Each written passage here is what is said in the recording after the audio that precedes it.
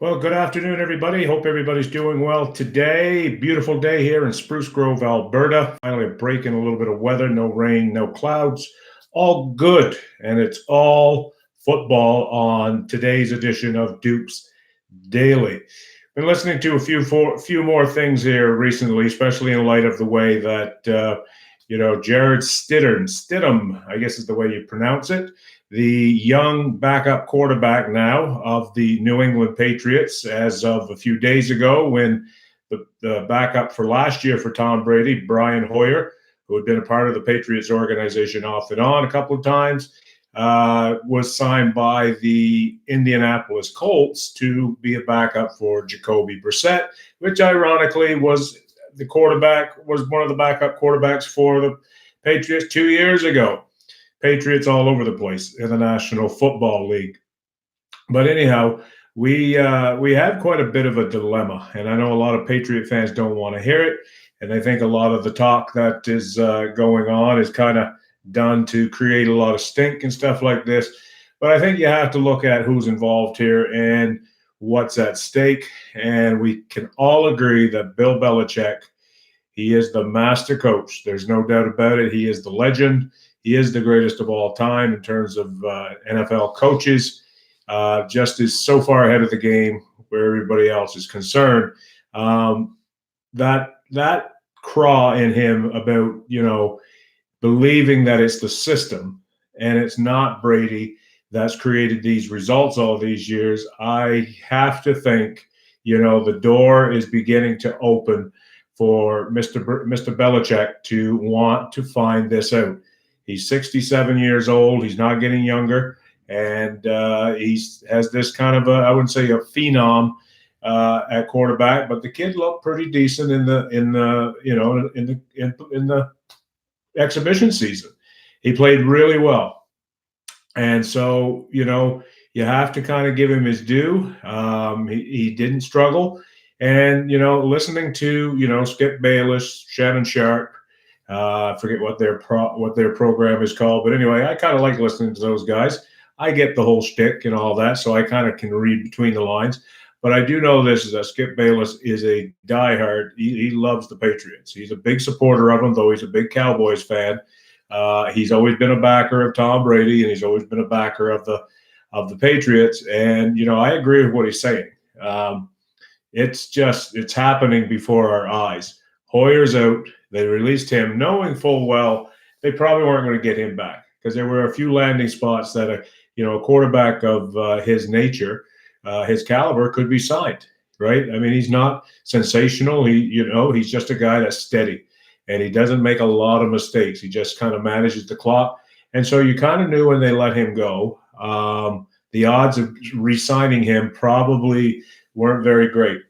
And I think it was done with the intention with the intention that after watching Stidham in preseason, Bill's convinced that, this is going to be my guy moving forward.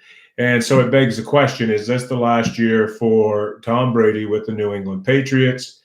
I don't know if it's going to be, but I do believe this. I do believe it's going to get ugly. I don't think, Brady's last year or two, whatever the case might be, I don't think it's going to be what everybody would like to see, kind of the crowning jewel of having a great year.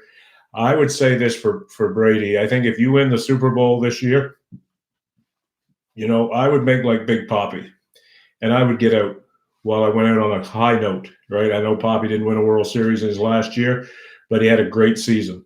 I mean, the guy could have come back another year based on his statistics, but he knew when to say when. And I know Tom is adamant and obsessed with this whole thing of playing until he's 45. You know what? I don't know. Geez. I mean, he's 42 now, man. That's another 2 more years after this one. 3 years, 2, 3. Yeah. That's a lot of football yet to be played. And so I don't know. I don't know if I think that's a great idea now or not. I guess we'll see. We'll see what he looks like during the season. He certainly has earned the benefit of the doubt for sure. But Belichick, man, I'm telling you, he just knows when to pull the plug. And though I think he wanted to pull the plug sooner, where Brady's concerned, Bob Kraft said no. And that probably didn't set over well with Bill, who has had full control of everything pretty well in New England right from day one. So anyway, we'll see what happens with that. Should be an interesting thing. Joe Montana, he didn't leave San Francisco under the best of terms. Manning, so in Indianapolis, right? He just realized that they weren't going to win there no more, and he went to the Broncos, right? Brett Favre left Green Bay. These quarterbacks, man, I'm telling you, they different breed.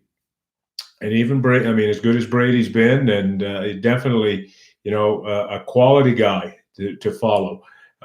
He has his way about him, and he's took a lot, right? And I can see his point. I can see him being a bit frustrated and perhaps at the end of his rope with Bill, right? So, anyhow, going to be an interesting storyline to go along with the NFL, which, by the way, starts this week on Thursday night, and that's when we will be kicking off our Sunday Night Sports Guys preview show.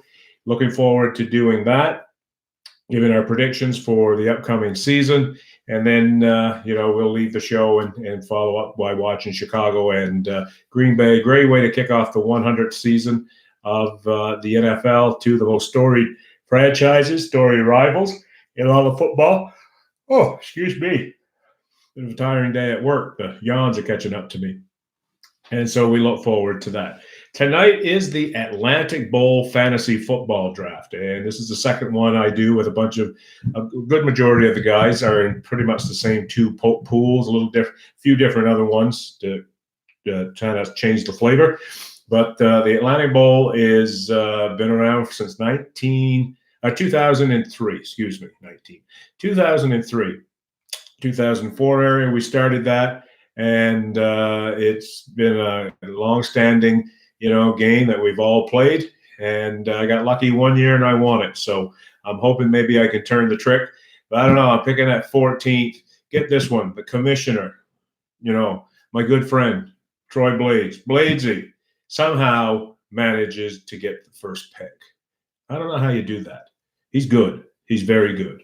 And so he has the first pick this year. Looking forward to that, getting together with the guys again tonight, doing a bit of a Zoom to follow the draft along. So really excited about doing that one as well. So anyway, that's my daily take for today. Everybody have yourselves a great day, and we'll see you again tomorrow for another edition of the Dupesters Daily. Take care, guys.